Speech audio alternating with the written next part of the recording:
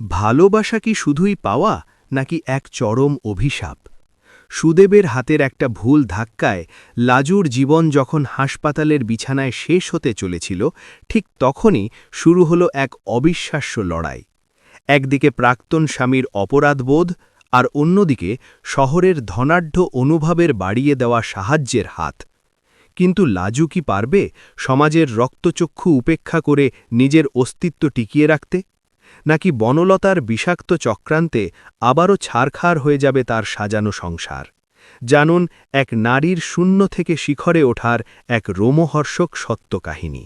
লাজু ও অনুভবের জীবনের নতুন এই অধ্যায়টি যখন সাফল্যের চাদরে ঢাকা, ঠিক তখনই এক অজানা ঝড় তাদের দরজায় কড়া নাড়তে শুরু করল।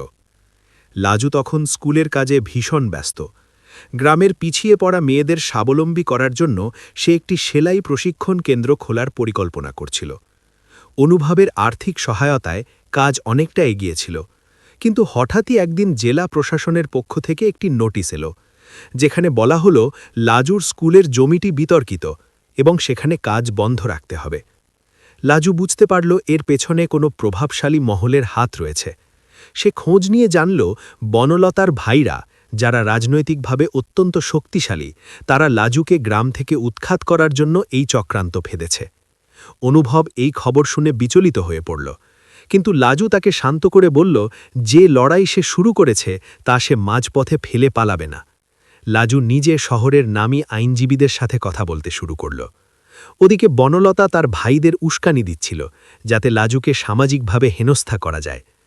একদিন একদল লোক লাজুর স্কুলে চড়াও হয়ে ভাঙচুর শুরু করল। সুদেব বৃদ্ধ শরীরে তাদের আটকানোর চেষ্টা করল, কিন্তু সে গুরুতর আহত হল। সুদেবের এই আত্মত্যাগ গ্রামের মানুষের মনে লাজুর প্রতি এক অদ্ভুত সহমর্মিতা তৈরি করল। যে গ্রামবাসী একসময় লাজুকে চরিত্রহীন বলে গালি দিত, তারাই এখন লাজুর পাশে এসে দাঁড়াল। লাজু বুঝতে পারল এই যুদ্ধে তাকে একাই সেনাপতির ভূমিকা পালন করতে হবে। সে তার কলেজের বন্ধুদের সাথে যোগাযোগ করল এবং সোশ্যাল মিডিয়ার মাধ্যমে তার এই সংগ্রামের কথা চারদিকে ছড়িয়ে দিল। অল্প সময়ের মধ্যেই লাজুর গল্পটি ভাইরাল হয়ে গেল এবং শহরের বড় বড় সাংবাদিকরা গ্রামে আসতে শুরু করল।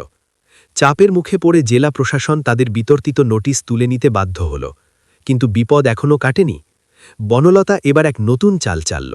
সে অনুভবের মায়ের কাছে গিয়ে কান্নাকাটি শুরু করল এবং দাবি করল যে সে অনুভবের কাছে ফিরে আসতে চায়, কারণ তার কেউ নেই।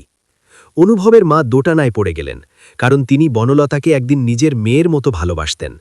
লাজু যখন এই খবর পেল, সে ভেঙে পড়ল না, বরং সে অনুভবকে বলল, তুমি যদি বনলতাকে আশ্রয় দিতে চাও তবে আমি বাধা দেব না, কারণ আমি জানি তোমার মনটা অনেক বড়। অনুভব লাজুর এই আত্মবিশ্বাস দেখে মুগ্ধ হল এবং সে বনলতাকে স্পষ্টভাবে জানিয়ে দিল যে সহানুভূতির নাম ভালোবাসা নয় এবং তাদের সম্পর্কের মৃতদেহটি আর কোনো দিন বেঁচে উঠবে না। এর মধ্যেই লাজু জানতে পারল সে মা হতে চলেছে। এই সংবাদটি তাদের জীবনে এক পূর্ণতা নিয়ে এলো। অনুভবের মা সব দ্বিধা ভুলে লাজুকে বুকে টেনে নিলেন এবং বনলতাকে চিরকালের জন্য বাড়ি থেকে বিদায় করে দিলেন। 9 মাস পর লাজু একটি ফুটফুটে কন্যা সন্তানের জন্ম দিল, যার নাম রাখা হল নবনীতা। নবনীতার জন্মের পর লাজুর স্কুলের কাজ আরও গতি পেল। সে এখন শুধু স্কুল নয়, বরং একটি অনাথাশ্রম আর বৃদ্ধাশ্রম খোলার পরিকল্পনা করছে। সুদেব সুস্থ হয়ে ফেরার পর লাজুকে বলল তার এই ছোট্ট কন্যাটি যেন সুশিক্ষায় বড় হয়, যাতে তাকে আর কোনোদিন কোনো সুদেবের রাগের শিকার হতে না হয়। লাজু হাসি মুখে সুদেবের হাত ধরে বলল এই পরিবর্তনটাই সে চেয়েছিল। সময়ের সাথে সাথে লাজুর খ্যাতি চারদিকে ছড়িয়ে পড়ল। সে রাজ্য সরকারের কাছ থেকে শ্রেষ্ঠ সমাজসেবিকা সম্মান পেল। সমাবর্তনের দিন লাজু যখন মঞ্চে দাঁড়িয়ে বক্তৃতা দিচ্ছিল, তখন সে অনুভব আর নবনীতার দিকে তাকিয়ে ভাবছিল যে অন্ধকার রাতগুলো সে হাসপাতালে কাটিয়েছিল, তা না থাকলে আজ এই উজ্জ্বল আলোর মূল্য সে বুঝত না। বনলতা শেষ পর্যন্ত নিঃস্ব হয়ে এক মানসিক আশ্রমে ঠাঁই পেল, যেখানে সে তার অতীতের ভুলগুলোর সাথে প্রতিনিয়ত যুদ্ধ করে চলেছে। লাজু আর অনুভবের সংসার এখন এক আদর্শ রূপকথা, যেখানে বয়স বা পরিস্থিতি কোনো বাধা নয়, বরং একে অপরের প্রতি শ্রদ্ধাই হল মূল মন্ত্র। লাজু এখন গ্রামের প্রতিটি মেয়ের কাছে সাহসের অন্য নাম, যে শিখিয়েছে হার মেনে নেওয়া মানেই শেষ নয়, বরং নতুন করে শুরু করার নামই জীবন। তাদের জীবনের এই সুন্দর পথচলা চলতেই থাকল, যেখানে প্রতিটি সকাল নতুন আশা নিয়ে আসে আর প্রতিটি রাত তৃপ্তির হাসি দিয়ে শেষ হয়। লাজু এখন বুঝতে পারে তার জীবনের সেই অভিশপ্ত ধাক্কাটি আসলে ছিল তার নতুন পরিচয়ের সোপান, যা তাকে এক সাধারণ নারী থেকে অসাধারণ এক নক্ষত্রে পরিণত করেছে। তাদের এই ভালোবাসার গল্প আগামী প্রজন্মের কাছে এক অনুপ্রেরণা হয়ে থাকবে, যে সত্য আর ন্যায়ের পথে চললে সাফল্য একদিন আসবেই। লাজু তার ডায়েরির শেষ পাতায় লিখল, জীবন মানে শুধু বেঁচে থাকা নয়, জীবন মানে অন্যের জীবনের প্রদীপ চালিয়ে দেওয়া, যা সে আজ পেরেছে। অনুভব পাশে এসে দাঁড়িয়ে লাজুর হাত ধরে বলল, চলো, অনেক রাত হয়েছে, এবার ঘরে ফিরি। লাজু অনুভবের কাঁধে মাথা রেখে চাঁদের আলোর দিকে তাকিয়ে এক গভীর প্রশান্তি অনুভব করল, যা আগে কখনো সে পায়নি। এভাবেই এক যন্ত্রণার গল্প শেষ হয়ে এক রূপকথার নতুন জন্ম হল, যা চিরকাল অমলিন থাকবে মানুষের হৃদয়ে। নবনীতা বড় হবার সাথে সাথে লাজুর জীবনের ক্যানভাসের নতুন রঙের ছোঁয়া লাগল, কিন্তু সুখের সাগরেও তো মাঝে মধ্যে জোয়ার ভাটা খেলে। লাজুর স্কুল এখন একটা মহিরুহে পরিণত হয়েছে, যেখানে শহরের বড় বড় শিক্ষাবিদরাও পরিদর্শনে আসেন।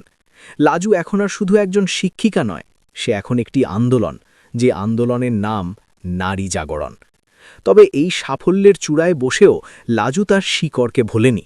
সে নবনীতাকে নিয়ে প্রায় সুদেবের কাছে যেত। সুদেব এখন বার্ধক্যের ভারে নুব্জ হলেও নবনীতাকে দেখলে তার চোখে এক অদ্ভুত উজ্জ্বলতা খেলে যেত। সে যেন নবনীতার চোখের মাঝে লাজুর সেই হারানো শৈশবকে খুঁজে পেত। একদিন হঠাৎ করে খবর এলো বনলতা খুব অসুস্থ। সে হাসপাতালের বেডে শুয়ে শেষবারের মতো অনুভবের দেখা পেতে চায়। অনুভব প্রথমে রাজি ছিল না, কিন্তু লাজুই তাকে বুঝিয়ে বলল যে মানুষের শেষ সময়ে ঘৃণা পুষে রাখা উচিত নয়। অনুভব যখন হাসপাতালে গেল, দেখল বনলতা চিনবার উপায় নেই। তার সেই রূপের অহংকার আজ ধুলোয় মিশে গেছে। বনলতা অনুভবের হাত ধরে অস্পষ্ট স্বরে শুধু বলল, আমাকে ক্ষমা করে দিও অনুভব, আমি বুঝিনি যে অন্যকে পুড়িয়ে নিজে সুখী হওয়া যায় না। অনুভবের মন কেঁদে উঠল। সে বুঝতে পারল জীবনের অঙ্কগুলো কত জটিল। বনলতার মৃত্যুর পর অনুভব আর লাজু তার শেষকৃত্য সম্পন্ন করল। লাজু অনুভবকে বলল, ঘৃণা নয়, বরং করুণাই হোক আমাদের শেষ উত্তর। ওদিকে লাজুর স্কুলের এক ছাত্রীর ওপর যখন গ্রামের কিছু মাতব্বর অত্যাচার করার চেষ্টা করল, তখন লাজু আবার রণচণ্ডী মূর্তিতে ফিরে এলো। সে বুঝতে পারল শুধু শিক্ষিত করলেই হবে না, এই মেয়েদের আইন এবং আত্মরক্ষার পাঠও দিতে হবে। সে স্কুলে ক্যারাটে এবং আইনি পরামর্শ কেন্দ্র চালু করল। লাজুর এই কাজগুলো সরকারের নজরে এলো এবং তাকে নারী ও শিশু কল্যাণ দপ্তরের একটি বিশেষ উপদেষ্টা পদ অফার করা হলো। কিন্তু লাজু সেই প্রস্তাব বিনয়ের সাথে ফিরিয়ে দিয়ে বলল, আমি মাটির মানুষ, আমার গ্রামেই আমার স্বর্গ, এই ক্ষমতার মোহ আমাকে আমার লক্ষ্য থেকে বিচ্যুত করতে পারবে না। অনুভব লাজুর এই সিদ্ধান্তকে মনে প্রাণে সমর্থন করল। তাদের বিয়ের 10 বছর পূর্ণ হওয়ার দিনটি ছিল খুব সাধারণ। লাজু সেদিন অনুভবকে নিয়ে সেই পুরনো হাসপাতালে গেল, যেখানে তার জীবনের সব শেষ হয়ে যাওয়ার কথা ছিল। লাজু সেই বেডটির সামনে দাঁড়িয়ে অনুভবকে বলল, সেদিন তুমি যদি এই হাতটা না ধরতে, তবে হয়তো আজ এই লাজু থাকত না। অনুভব হাসল এবং লাজুর কপালে একটি চুমু খেয়ে বলল, তুমি লড়াকু বলেই আমি তোমার সাথী হতে পেরেছি। লাজু, অনুভব আর নবনীতা মিলে সেদিন গ্রামে এক বিশাল ভোজের আয়োজন করল, যেখানে ধনী দরিদ্রের কোনো ভেদাভেদ ছিল না। সুদেব সেদিন নিজ হাতে নবনীতাকে খাইয়ে দিল। আর কমলা, যে একসময় লাজুকে সহ্য করতে পারত না, সেও আজ লাজুর হাতের রান্না খেয়ে চোখের জল ফেলল। কমলা বুঝতে পেরেছে যে ভালোবাসার কোনো সীমা নেই। লাজুর জীবনের এই জয়গান এখন আর শুধু সেই ছোট গ্রামের সীমাবদ্ধ নেই। চারদিকের সংবাদপত্রে লাজুর লড়াইয়ের কাহিনী ছাপা হতে থাকল। নবনীতা যখন বড় হয়ে ডাক্তার হওয়ার স্বপ্ন দেখতে শুরু করল, লাজু তাকে বলল, মা, এমন ডাক্তার হোস যাতে মানুষের শরীরের সাথে মনটাও ভালো হয়। নবনীতা তার মায়ের আদর্শে অনুপ্রাণিত হয়ে পড়াশোনায় মনোনিবেশ করল। এর মধ্যেই এক শীতের সকালে খবর এলো, সুদেব আর নেই। সে ঘুমের মধ্যেই শান্তিতে বিদায় নিয়েছে। লাজু যখন সুদেবের নিথর দেহের সামনে দাঁড়াল, তার মনে পড়ল সেই ভয়ঙ্কর ধাক্কার কথা। কিন্তু আজ আর কোনো রাগ ছিল না, ছিল শুধু এক বিষণ্ণ শূন্যতা। লাজু সুদেবের মুখাগ্নি করল, যা দেখে গ্রামের মানুষ অবাক হলেও কেউ প্রতিবাদ করার সাহস পেল না, কারণ লাজু আজ তাদের সবার ঊর্ধ্বে। সুদেবের সেই পুরনো লাঠি আর খাতাগুলো লাজু তার স্কুলের মিউজিয়ামে যত্ন করে রেখে দিল, যাতে আগামী প্রজন্ম জানতে পারে মানুষ বদলে যেতে পারে যদি তাকে সঠিক সুযোগ দেওয়া হয়। লাজু আর অনুভবের জীবন এখন পূর্ণিমার চাঁদের মতো স্নিগ্ধ। তারা দুজনে মিলে এখন বৃদ্ধাশ্রমের কাজ শুরু করেছে, যেখানে অসহায় মা বাবারা আশ্রয় পাচ্ছেন। অনুভব এখন রিটায়ারমেন্টের পর লাজুর স্কুলের লাইব্রেরিতে সময় কাটায়, আর লাজু নিজের হাতে লাগানো বাগানটির যত্ন নেয়। লাজু একদিন সন্ধ্যায় অনুভবের পাশে বসে বলল, আমাদের এই পথচলা হয়তো একদিন শেষ হবে, কিন্তু আমাদের এই কাজগুলো যেন টিকে থাকে। অনুভব লাজুর হাত শক্ত করে ধরে বলল, ভালোবাসা কখনো মরে না লাজু, তা শুধু রূপ বদলে এক প্রজন্ম থেকে অন্য প্রজন্মে সঞ্চারিত হয়। তাদের সামনে দিয়ে নবনীতা হাসতে হাসতে দৌড়ে যাচ্ছিল। লাজু দেখল নবনীতার চোখের সেই তেজে যেন তার নিজেরই প্রতিচ্ছবি। লাজু জানত তার শুরুটা ছিল অন্ধকার দিয়ে, কিন্তু শেষটা হচ্ছে হাজার প্রদীপের আলোয়, যে আলো কোনোদিন নিববে না, কারণ এই আলোর ভিত্তি হল নিঃস্বার্থ প্রেম আর অটল বিশ্বাস। লাজু আকাশের দিকে তাকিয়ে দেখল একটি তারা যেন উজ্জ্বল হয়ে জ্বলছে। তার মনে হল জীবন মানে শুধু বেঁচে থাকা নয়, বরং জীবন মানে হল অমর হয়ে থাকা, অন্যের ভালো কাজের মধ্যে দিয়ে। আর লাজু আজ সত্যিই অমর হয়ে উঠেছে প্রতিটি সংগ্রামী নারীর হৃদয়ে, যে নারী আজ আর ভেঙে পড়ে না, বরং নিজের অস্তিত্ব টিকিয়ে রাখতে বুক চিতিয়ে লড়ে যায়। লাজুর এই নতুন রূপকথা যেন যুগের পর যুগ মানুষের মুখে মুখে ফিরে আসবে। যে গল্পটি ছিল এক অভিশপ্ত ধাক্কার, কিন্তু শেষ হল এক স্বর্গীয় আশীর্বাদে।